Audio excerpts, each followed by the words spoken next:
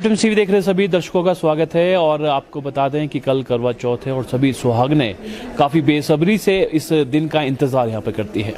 इस दिन जो कल करवा चौथ है किसके लिए शुभ है किसके लिए अशुभ है ये भी हम आपको जानकारी देंगे। शिमला की अगर बात करें चांद कब यहाँ पर निकलेगा और किस तरह से करवा चौथ की पूजा की जाए ये पूरी तमाम सारी जानकारी के लिए हमारे साथ उमेश नोटियाल जी यहाँ के पंडित जी है, हमेशा जानकारी देते हैं हमें। हमारे जितने भी दर्शक हैं कोई भी त्यौहार हो तो हर एक महत्वपूर्ण जानकारी देते हैं और उनसे आज भी हम जानेंगे। उमेश नोटियाल जी, लाइव टाइम टीवी में आपका स्वागत है। धन्यवाद। कल करवा चौथ है, किस तरह का विशेष है, किन महिलाओं के लिए सही है, किस महिला जो है उपवास नहीं रख सकती हैं? हो मंगलम भगवान विष्णु मंगलम गरुड़ध्वज मंगलम पुंडरीकाक्षो मंगलाय तनो हरि। सभी सौभाग्य स्त्रियों के लिए, सभी बहनों के लिए पहले तो करवा चौथ की बहुत बहुत शुभकामनाएं। सबको अखंड सौभाग्य प्राप्त हो और सबके जीवन में खुशियां रहे, सबके घर में समृद्धि रहे। इन्हीं कामनाओं के साथ सबको करवा चौथ व्रत की हार्दिक शुभकामनाएं। इस बार जो ये व्रत है 13 अक्टूबर 2022 दिन गुरुवार के दिन पड़ रहा है और पूरे दिन इसमें ये जो चतुर्थी तिथि पूरे दिन है। तो इसमें जो इस बार करवा चौथ का जो व्रत है, जो पहले से जो इस व्रत को ले रहे हैं जो स्त्रियां, वो इस व्रत को जारी रख सकती हैं। लेकिन जो पहली बार नवविवाहिता स्त्रियां हैं वो अगर इस व्रत को करती हैं तो उनके लिए ये व्रत इस बार शुभ नहीं है। और जो लोग उद्यापन, जो स्त्रियां, सौभाग्यवती स्त्रियां इस व्रत का उद्यापन करना चाहती हैं तो उनके लिए भी ये व्रत इस बार शुभ नहीं है। कारण कि यहाँ पे जो शुक्रास्त है पूरे आपके 2 महीने तक 25 नवंबर तक ये क्या रहेगा, शुक्रास्त रहेगा। तो इस शुक्रास्त की अवधि में कहते हैं कोई भी शुभ कार्य वर्जित होते हैं, चाहे वो आपका गृह प्रवेश हो, चाहे आपका भूमि पूजन हो, विवाह कार्य हो, मुंडन संस्कार हो, और किसी भी व्रत का उद्यापन शुक्र अस्त में और भद्रा काल में नहीं किया जाता है। तो इस बार भद्रा का शुक्रास्त होने से ये व्रत का जो उद्यापन करना चाहते हैं उनके लिए भी ये शुभ समय नहीं है। और जो नवविवाहिता स्त्रियां इस व्रत को करना पहली बार करना चाहती हैं तो उनके लिए भी शुभ समय नहीं है। हाँ, जिन्होंने पहले से व्रत रखे हुए हैं वो इस व्रत को जारी रख करते हुए अपने नियम के अनुसार इस व्रत को रखें। और व्रत का जो पूजन का समय है इसमें अमृत काल है, शाम को 4:08 से लेकर के 5:50 के टाइम पे। इस समय जो भी सौभाग्यवती स्त्रियां हैं वो अपने घरों में या किसी मंदिर में या किसी प्रांगण में या किसी वट वृक्ष के नीचे बैठ करके अपने वहाँ पे पूजा कर सकती हैं। पूजा का विधान भी यही है कि सबसे पहले माँ शिवा का ध्यान करें, माँ गौरी का ध्यान करें, पार्वती मैया का ध्यान करें कि जैसे आपको अखंड सौभाग्य प्राप्त हुआ था हमें भी वैसे ही अखंड सौभाग्य मिले, पुत्र संतति की वृद्धि हो, कुल की वृद्धि हो। और साथ में भगवान भोलेनाथ का भी पूजन करें, कार्तिकेय महाराज जी का भी पूजन करें और गणपति महाराज जी का पूजन करते हुए सायंकाल में जो शिमला का जो समय है उसमें जो चंद्रमा उदय का समय है वो शाम को यहाँ पे जो शिमला में है 8:04 पे है। तो इस अवधि में 8:04 के बाद क्या कर सकते हैं, चंद्रमा को अर्घ दे करके वहाँ पे अपना व्रत खोल सकते हैं और उसमें वो चंद्रमा ये जो करवा चौथ का व्रत है उसका वो समापन कर सकते हैं। उमेश नोटियाल जी, आप जानना चाहेंगे, आपने कहा कि शुक्र अस्त यहाँ पे चल रहा है, जो नवविवाहित है या किसने उद्यापन यहाँ पर करवाना है, तो जो नवविवाहित अगर व्रत रखती है तो किस उसका उपाय है या बिल्कुल नहीं रख सकती है? देखिए, कई लोगों ने ये क्वेश्चन किया है, हमारे पास इसका प्रमाण है, अब अपनी ओर से नहीं और या इधर उधर से नहीं है। हमारे पास जो धार्मिक ग्रंथ हैं निर्णय सिंधु और यहाँ तक कि व्रतराज में इसमें स्पष्ट लिखा हुआ है। और इसमें लिखा हुआ है कि जो अस्त काल में और भद्रा काल में, विशेष करके जब अस्त पड़ता है उसमें कोई भी शुभ कार्य प्रारंभ न करें। नवविवाहिताओं के लिए भी ये क्या है, एक तरफ से इस व्रत का प्रारंभ करना है, शुरू करना है। तो जो भी अगर अशुभ समय होता, अशुभ समय में कोई भी कार्य करते हैं वो अपने लिए फलित नहीं बल्कि क्या होता वो अशुभी होता है, उसका फल अशुभी होता है। इसलिए कोई भी जो, जैसे कई लोग कहते हैं कि मैं इस व्रत को नहीं तोड़ना चाहिए, इस व्रत को जब एक बार विवाह हो गया तो शुरू करना चाहिए। यहाँ तक कि कई जो अविवाहित लड़कियां हैं वो भी इस व्रत को करते हैं।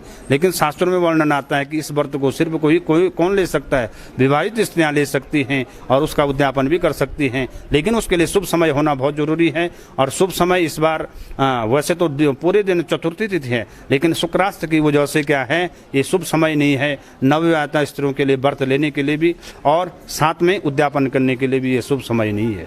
पंडित जी, पूजा किस तरह से की जाए इसकी अगर बात करें, सुबह सवेरे तैयारी की क्या रहता है, प्रक्रिया किस तरह से रहता है, दिनचर्या किस तरह से रहना चाहिए, थोड़ा वो भी बता दीजिए हमें। देखिए, इसमें वैसे जो जितने भी व्रत हैं हमारे हिंदू धर्म में, उनमें सब में वही नियम है कि ब्रह्म मुहूर्त में उठें, स्नान आदि करते हुए अपने व्रत का प्रारंभ करें, किसी के साथ ज़्यादा वार्तालाप न करें, माँ गौरा का ध्यान करें, भगवत चिंतन करें। और जैसे अन्य व्रतों में आप जल पान ग्रहण कर सकते हैं, फलाहार ले सकते हैं, लेकिन इस व्रत में नियम है कि आप बिल्कुल निराहार रहें, इसमें जल का पान भी नहीं करना पड़ता है।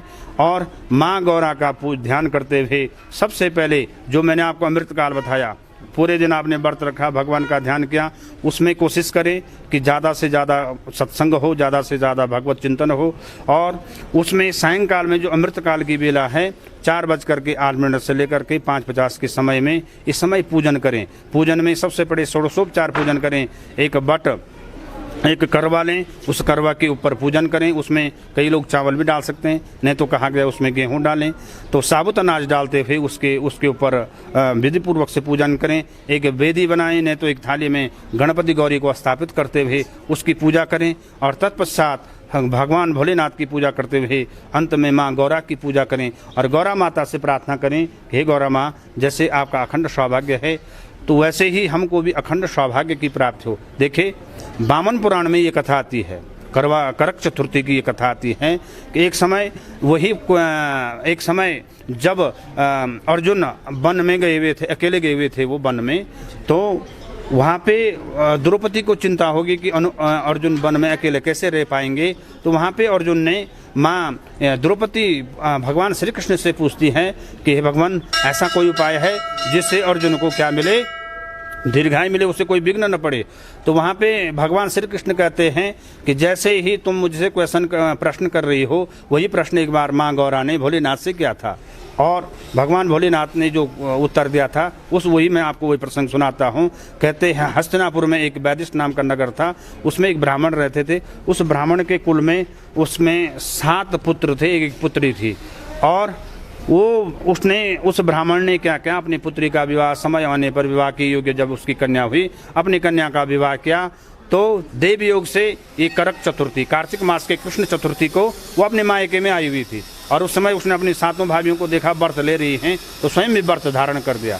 और इस व्रत में क्या नहीं करना पड़ता, जैसे अभी पहले बताया आपको, जलपान ग्रहण नहीं करना पड़ता है। तो रात शाम को जैसे 4-5 बज गई, उसने क्या किया, वो मूर्छित होकर के गिर पड़ी।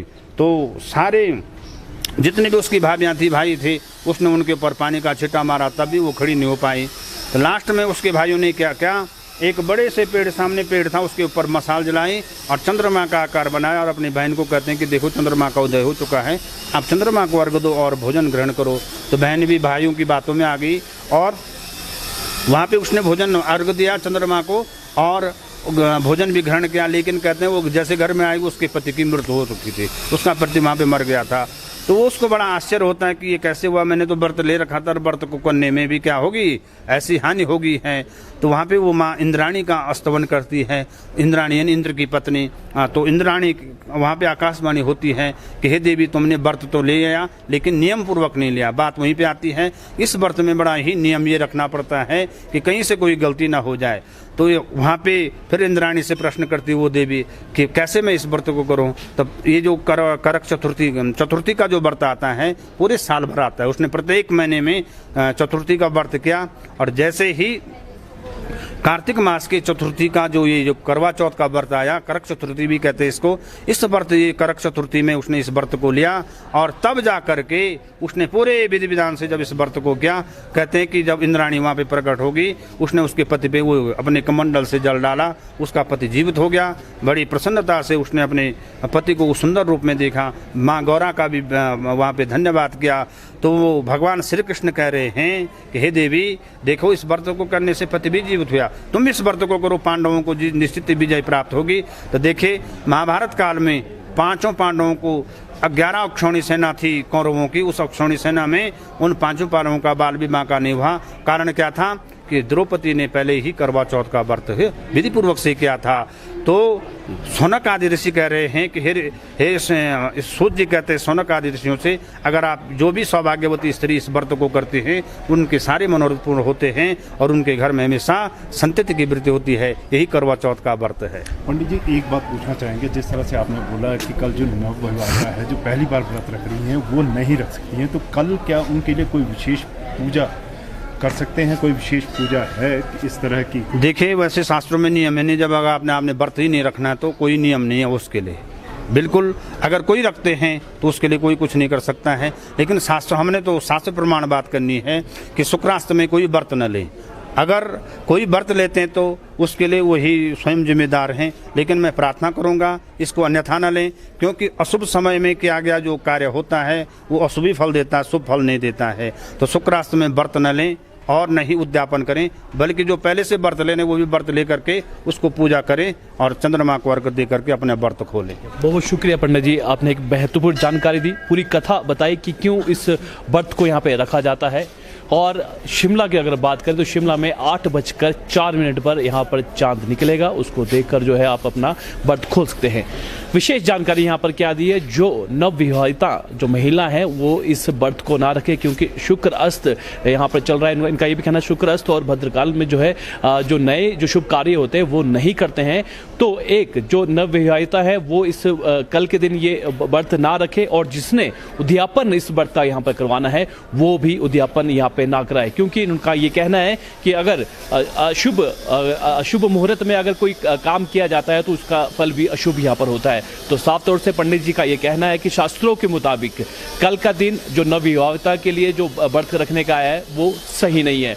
और बाकी जो पहले से यहाँ पर व्रत रखते आए हैं वो उसी तरह से उसी नियम के साथ वो व्रत रख सकती है, पर जो नवविवाहिता के लिए खासतौर पर पंडित जी ने कहा कि वो व्रत नहीं रखती है। चलिए फिलहाल के इतना ही, और ताज़ा जानकारी देखते रहिए लाइव टाइम्स टीवी। धन्यवाद पंडित जी। धन्यवाद पंडित जी।